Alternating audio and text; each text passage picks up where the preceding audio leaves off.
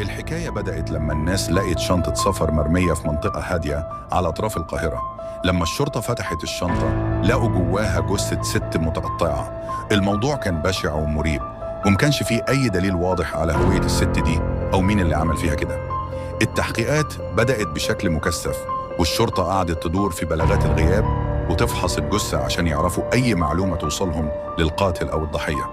اللي زود الغموض إن ما كانش فيه أي حد مبلغ عن اختفاء ست بنفس المواصفات في الفترة دي، كأن الست دي ما كانش ليها وجود. الأخبار اتنشرت في وقتها بشكل محدود، ومكانش فيه تفاصيل كتير متاحة للعامة.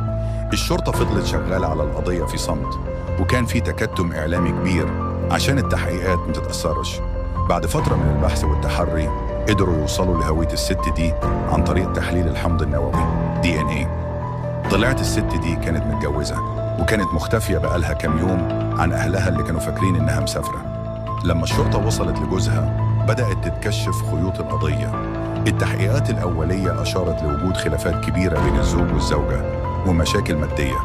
في النهاية التحقيقات وصلت للزوج وواجهه بالأدلة، واعترف إنه قتلها وقطع جثتها وحطها في الشنطة عشان يخفي جريمته.